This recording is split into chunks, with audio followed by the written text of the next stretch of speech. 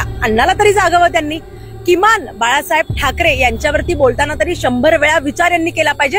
खरं पाहायला गेलं तर यांना बाळासाहेब ठाकरे यांचं नाव वापरण्याचाही अधिकार नाही, त्यांचा फोटो वापरण्याचाही अधिकार नाही आणि त्यांचे विचार तर त्यांच्याकडे मुळीच नाहीयेत. उबाटाच्या बापांनी माझं केलं नसतं, अरे तू खरंच केलं नसतं. आज उबाटाच्या बापांनी जे केलंय ना त्यामुळे तू आज इथं आलेला आहे, तू गद्दार झालेला आहे. काही जी श्वान सोडलेली आहे त्यातला हा एक श्वान आहे आणि त्याचा पट्टा यांनी लूज केलेला आहे आणि याच्यावरूनच आपल्याला कळतं की शिवसेना खरी कोणाची आणि जुनी कोणाची आणि ओरिजिनल शिवसैनिक कोण आहेत. काल राज्यभरात शिवसेना उद्धव बाळासाहेब ठाकरे पक्षाकडून आंदोलन करण्यात आलेलं होतं. या आंदोलनावरती जेव्हा शिंदेचे आमदार संजय गायकवाड यांना विचारण्यात आलं तेव्हा त्यांनी एक वादग्रस्त वक्तव्य केले. त्या वक्तव्यानंतर आता ठाकरेंचे शिवसैनिक चांगलेच आक्रमक झालेत. नेमकं हे वादग्रस्त वक्तव्य काय होतं आणि या सगळ्या वक्तव्यानंतर आता या शिवसैनिकांचा शिंदेच्या आमदारांना काय इशारा आहे हे जाणून घेण्यासाठी माझ्यासोबत पुण्यातले काही शिवसैनिक आहेत. संजय गायकवाड कायम कुठल्या ना कुठल्या कारणाने चर्चेत असतात. आता त्यांनी एक वादग्रस्त वक्तव्य केले आणि ते थेट उद्धव ठाकरेंच्या वडिलांबाबत म्हणजे बाळासाहेब ठाकरेंबद्दल आहे. त्याच्याबद्दल काय सांगाल? संजय गायकवाड हा माणूस जरा डोक्यावरती पडलेलाच आहे, त्याचा स्क्रू ढिल्ला आहे वरचा.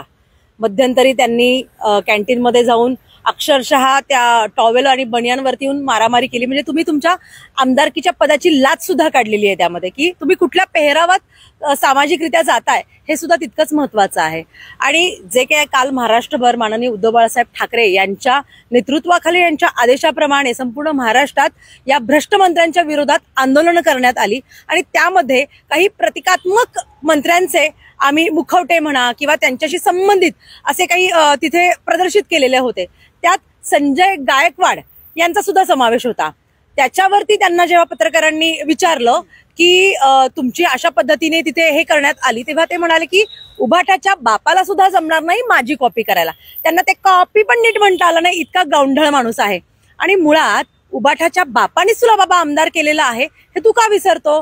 तुझा जो आता कोणी पक्षप्रमुख आहे एसएनसी गटाचा तो स्वतः त्याचा मालक आणि स्वतः संजय गायकवाड माननीय हिंदू हृदय सम्राट बाळासाहेब ठाकरे यांचे फोटो लावून फिरतात. तुम्ही सांगता आम्ही बाळासाहेब ठाकरे यांच्या विचाराने शिवसेना वाढवतो आहोत, यांच्या विचाराने आम्ही शिवसेना पुढे नेत आहोत.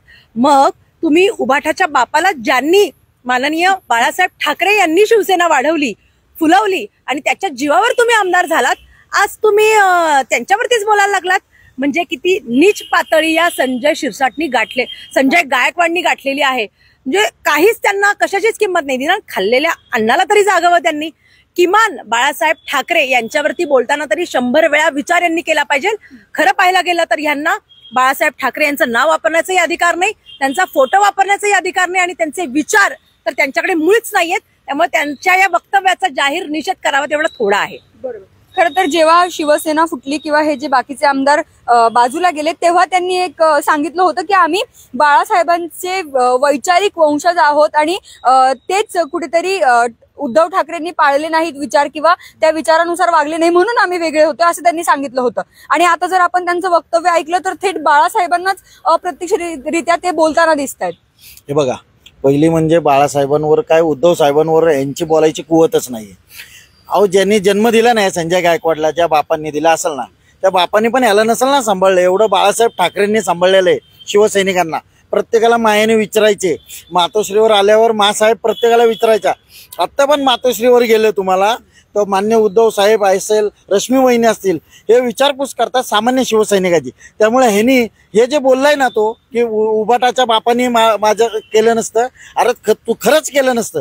आज उबाटाच्या बापांनी जे केलंय ना त्यामुळे तू आज इथं आलेला आहे, तू गद्दार झालेला आहे. त्याची जी राजकीय कारकीर्द आहे ना ती उद्धव बाळासाहेब ठाकरे म्हणजे जे पक्षाचे कार्याध्यक्ष होते त्यावेळेस त्यांच्या मार्गदर्शनाखाली चालू झालेली आहे त्याची कारकीर्द. त्यामुळे त्यांनी सांगू नये हा एवढा पण जुना शिवसैनिक नाहीये की यांनी फार 50 वर्ष काढले शिवसेनेमध्ये. हो पण आत्ता आलेला आहे आणि ह्याचे आत्ता आल्यानंतर मान्य उद्धव साहेबांनी याला आमदारकी दिली ना म्हणून हा इथं आलाय.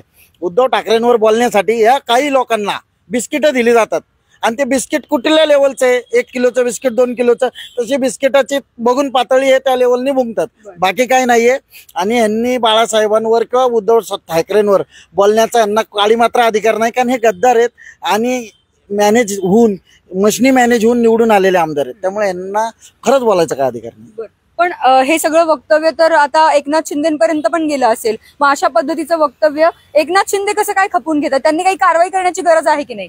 एकनाथ शिंदेचं खपून घेणं हे स्वाभाविकच आहे, कारण एकनाथ शिंदेंनी काही जी श्वान सोडलेली आहेत त्यातला हा एक श्वान आहे आणि त्याचा पट्टा यांनी लूज केलेला आहे. आणि याच्यावरूनच आपल्याला कळतं की शिवसेना खरी कोणाची आणि जुनी कोणाची आणि ओरिजिनल शिवसैनिक कोण आहेत. ह्यांना जर साहेबांच्या बद्दल आत्मीयता नसेल तर त्या शिवसेना शिंदे गटाचं काय अस्तित्व असेल. आणि 1 महिन्यातच तुम्हाला ह्याचे जी तुम्ही पाप करतायत ते भोगावे लागणार आहे आणि 1 महिन्यातच तुमचं सगळं अस्तित्व रद्द होणार आहे. पण या सगळ्या वारंवार होणाऱ्या वक्तव्यांनंतर किंवा त्यांच्या ज्या कृती वारंवार समोर येत असतात दादागिरी करताना किंवा काय, त्याच्यानंतर देखील त्यांच्यावरती ठोस अशी कारवाई होत नाहीये पक्षाकडून. हे महायुती सरकारच प्रचंड अशा गुंड प्रवृत्तीच्या सगळ्याच महाराष्ट्रातल्या लोकांना पाठीशी घालण्याचं त्या ठिकाणी काम करते. आणि संजय गायकवाडला या व्हिडिओच्या माध्यमातून एवढंच सांगायचंय की ते त्या गरीब ठेकेदाराला मारणं एवढं सोपं नाहीये की उभाटा पक्षाला त्या ठिकाणी आव्हान देणं. किंवा उभाटा पक्षाचा बाप हिंदू हृदय सम्राट बाळासाहेब ठाकरे, तुझ्या अख्ख्या 7 पिढ्या जरी उतरल्या ना तरी त्या ठिकाणी तू बाळासाहेब ठाकरेंना त्या ठिकाणी आव्हान देऊ शकत नाही. कोण आहे हा संजय गायकवाड? त्या ठिकाणी 2014ला मनसेकडून आमदारकी लढला, त्याला फक्त 35,000 मतं पडलीत. त्याच्यानंतर उद्धव साहेबांच्या आशीर्वादामुळे तो निवडून आला, त्याला 66,000 मतं पडली. जवळपास 20-25,000 मतांच्या फरकाने तो निवडून आला. आणि आता जो एवढ्या वर नाकानी बोलतोय ना, मतं चोरून केवळ फक्त 600-700 मतांच्या फरकाने यावेळेस आमदार झालाय. आणि 600-700 मतांच्या फरकाने ती पण मतं चोरलेली आहेत, चुकीच्या पद्धतीने निवडून आलाय. आणि एवढं वर नाकानी काय बोलायचंय? त्यामुळं अशा ज्या गुंड प्रवृत्तीची जे काय आमदार असतील, लोकप्रतिनिधी असतील, ह्यांना आवर घालण्याचं काम फडणवीसांनी जर नाही केलं तर त्यांनी त्यांचा मुख्यमंत्री पदाचा आणि गृहमंत्री पदाचा त्या ठिकाणी राजीनामा द्यावा. बाळासाहेब ठाकरेंचा फोटो वापरतात किंवा त्यांच्या नावाने मतं घेताना हे दिसतात असं तुम्ही देखील सांगितलेलं आहे. मग ह्यांना अशा पद्धतीने बोलल्यानंतर देखील का आवरलं जात नाहीये किंवा फक्त बाळासाहेबांचा वापर हा मतं घेण्यासाठी होतोय का? हे बघा, हे सगळे कोणासाठी काम करतात हे माहितीये का? ते भाजपसाठी काम करतात. ह्यांचा बाप कोण आहे माहितीये का? भाजप आहे. यांचा बाप कोण नाही? भाजप आहे. भाजप यांना सांगतं.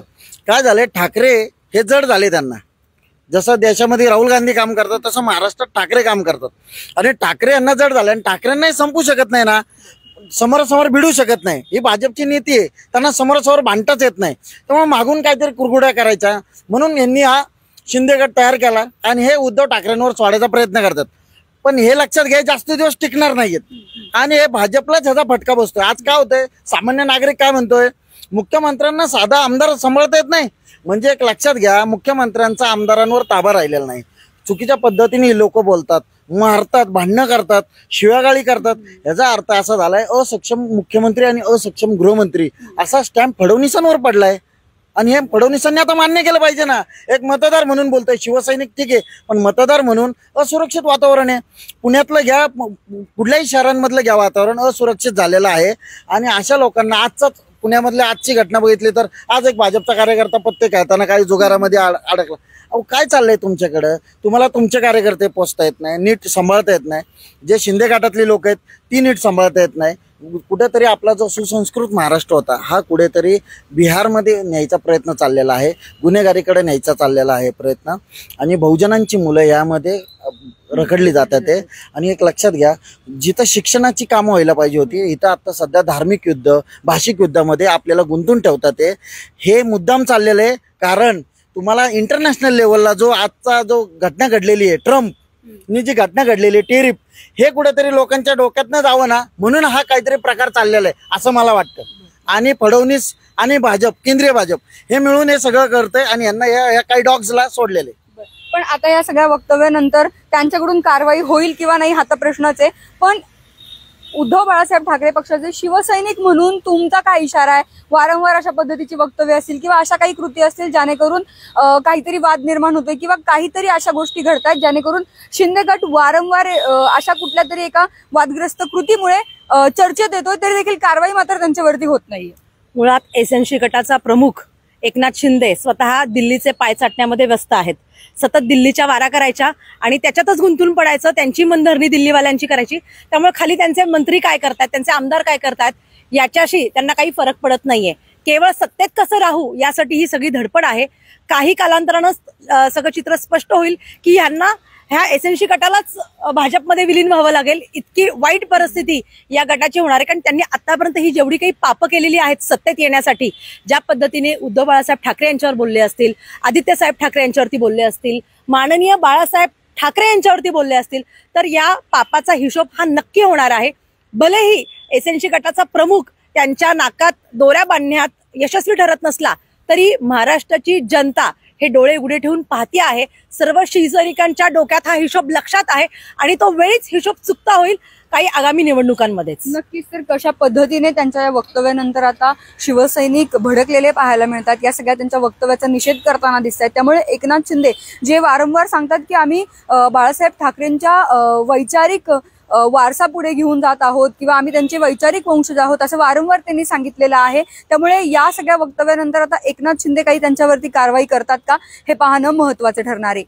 शगुफ्ता शेख, लोकमत.com, पुणे.